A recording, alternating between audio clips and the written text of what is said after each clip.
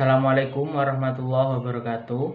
Kepada yang terhormat dosen pengampu mata kuliah Pancasila Bapak Baidowi SHI MHI beserta teman-teman yang berbahagia. Pada pertemuan kali ini, kami kelompok 10 akan membahas materi tentang Pancasila sebagai paradigma pembangunan sosial, ekonomi, dan politik. Saya Reza Dwi Firnanda dengan NIM A41202-389 bertugas sebagai moderator sekaligus penyaji. Saya akan memandu jalannya diskusi pada pertemuan kali ini. Untuk materi pertama, saya akan menyerahkan kepada penyaji satu, yaitu teman saya berikut ini. Perkenalkan, nama saya Nurul Widianti, saya dari kelompok 10 yang akan menerangkan pengertian paradigma. Istilah paradigma tergolong sangat jarang digunakan dalam percakapan yang kita lakukan sehari-hari. Meskipun begitu, kita tetap harus mengetahui makna atau arti kata paradigma yang sebenarnya. Istilah paradigma cenderung merujuk kepada dunia pola pikir ataupun teknis penyelesaian masalah yang dilakukan oleh manusia. Secara etimologis, istilah paradigma pada dasarnya berasal dari kata Yunani, yaitu dari kata para yang artinya di sebelah ataupun di samping, dan kata adigma yang artinya teladan, ideal, model, ataupun arketip. Sedangkan secara terminologis, paradigma adalah cara menilai atau melihat dirinya sendiri dan lingkungan di sekitarnya yang dapat mempengaruhi pikirannya, sikapnya, dan perilakunya. Paradigma juga dapat diartikan sebagai seperangkat asumsi, konsep, nilai-nilai, dan praktik juga yang diterapkan dalam memandang realitas dalam sebuah komunitas yang sama, khususnya disiplin intelektual. Ada beberapa pengertian paradigma menurut para ahli yang kita bisa lihat pada paparan slide ini, seperti Thomas Kuhn.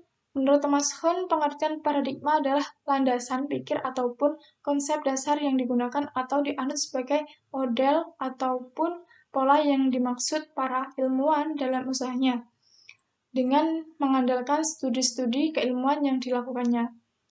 Ada juga menurut Patton, yaitu sebuah pandangan dunia, sebuah sudut pandang umum atau cara untuk menguraikan kompleksitas dunia nyata. Pancasila sebagai paradigma. Pancasila sebagai paradigma artinya nilai-nilai dasar Pancasila secara normatif menjadi dasar kerangka acuan dan tolak ukur segenap aspek pembangunan nasional yang dijalankan di Indonesia. Pancasila berisi anggapan-anggapan dasar yang merupakan kerangka keyakinan yang berfungsi sebagai acuan, pedoman dalam perencanaan, pelaksanaan, pengawasan, dan pemanfaatan hasil-hasil pembangunan nasional. Pancasila sebagai paradigma di bidang politik, pembangunan dan pengembangan politik, yaitu benar-benar untuk merealisasikan tujuan harkat dan martabat manusia, menciptakan sistem yang menjamin hak-hak asasi manusia, menciptakan kekuasaan negara yang berdasarkan kekuasaan rakyat, bukan perorangan atau kelompok, memberikan dasar moral supaya negara tidak berdasarkan kekuasaan, tetapi atas dasar budi pekerti kemanusiaan, serta memegang teguh cita-cita moral rakyat dan luhur.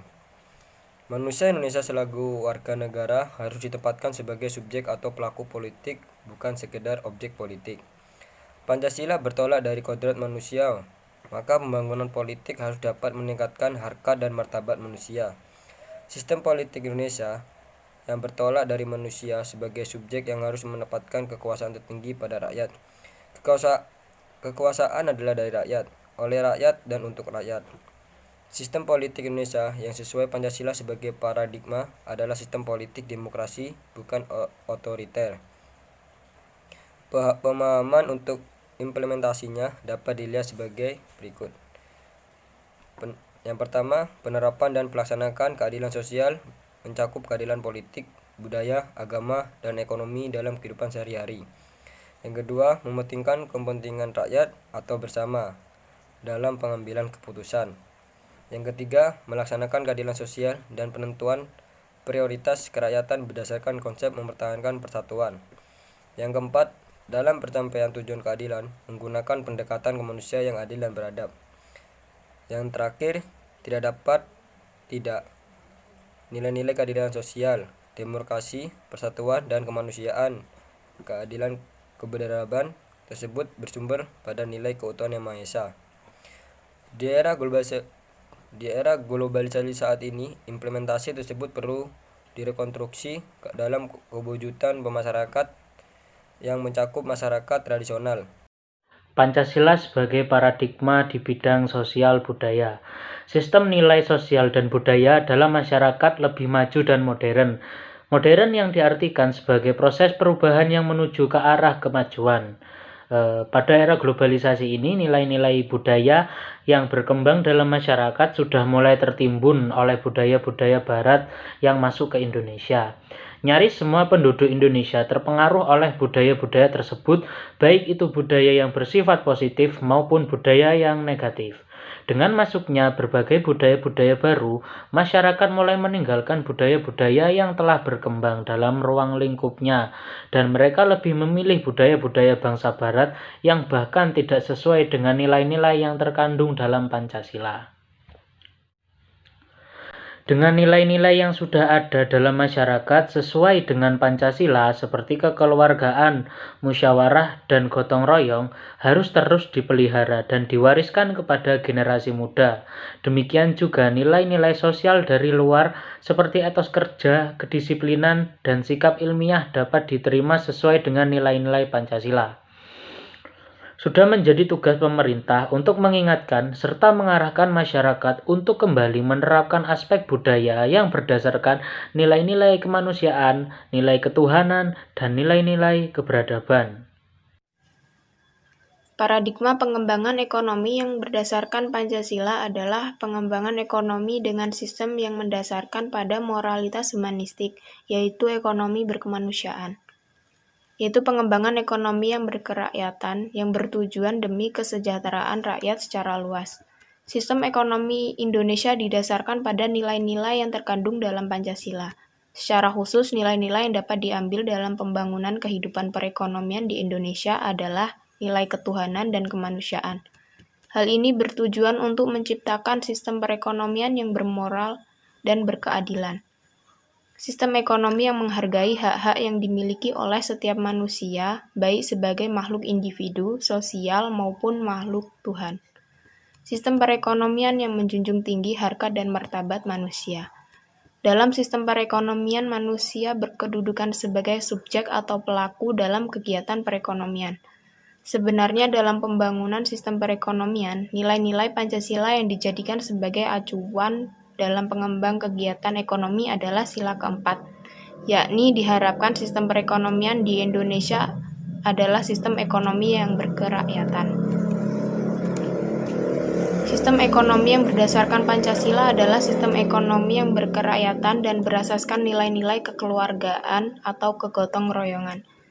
Hal ini bertujuan untuk menciptakan kondisi perekonomian yang terbebas dari sistem monopoli perdagangan, bebas dari penindasan dan ketidakadilan, serta menciptakan transparansi dan keadilan dalam mewujudkan perekonomian yang berdasarkan sistem kerakyatan.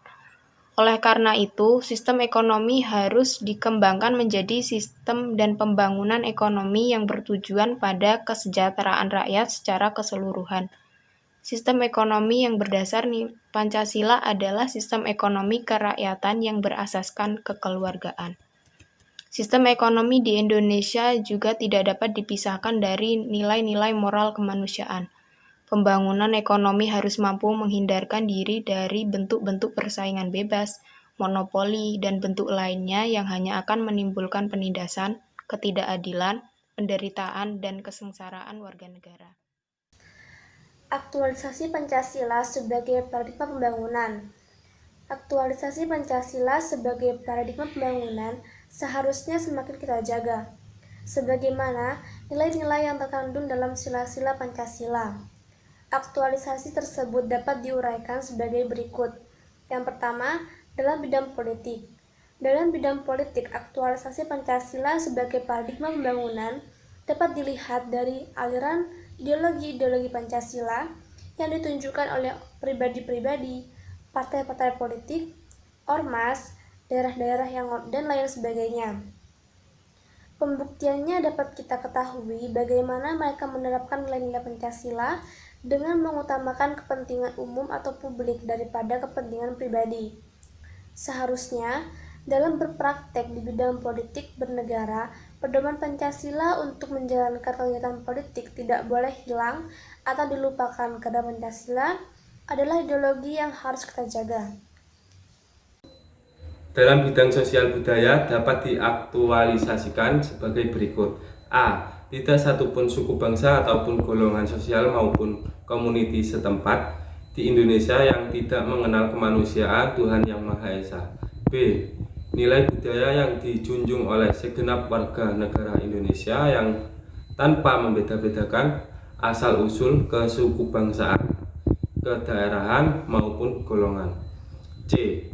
Nilai budaya yang menjadi kebulatan tekad masyarakat majemuk di Kepulauan Nusantara untuk mempersatukan diri sebagai suatu bangsa yang berdaulat. D. Di kalangan masyarakat Indonesia untuk melakukan kesepakatan melalui musyawarah bersama. Sila ini sangat relevan untuk mengendalikan nilai-nilai budaya yang mendahulukan kepentingan perseseorangan. E. Nilai-nilai keadilan sosial ini menjadi landasan yang membangkitkan semangat perjuangan bangsa Indonesia dalam menunjukkan kesejahteraan umum, mencerdaskan kehidupan bangsa, dan ikut serta melaksanakan ketertiban dunia yang berdasarkan kemerdekaan, perdamaian abadi, dan keadilan sosial. Aktualisasi Pancasila sebagai paradigma pembangunan di bidang ekonomi. Yang pertama, tentang sistem kerakyatan. Dalam ekonomi kerakyatan, kebijakan ekonomi ini harus sebaik mungkin memperhatikan kesejahteraan rakyat. Politik atau strategi ekonomi tidak hanya akan menguntungkan golongan yang kuat saja, sehingga sudah tidak akan ada lagi slogan yang kaya makin kaya dan yang miskin makin miskin. Yang kedua, ekonomi berdasar dengan asas kekeluargaan. Sistem ekonomi kerakyatan lebih memberi kesempatan pada rakyat dalam meningkatkan kegiatan ekonomi dengan memberikan kesempatan pada badan-badan usaha. Badan usaha yang dimaksud adalah koperasi, usaha kecil, dan usaha menengah. Itulah pemaparan dari kelompok kami. Untuk selanjutnya, kami akan membuka sesi tanya jawab. Kami mempersilahkan kepada 5 orang penanya untuk bertanya mengenai materi yang telah kami sampaikan di kolom diskusi. Itulah dari kami, kurang lebihnya mohon maaf. Wassalamualaikum warahmatullahi wabarakatuh.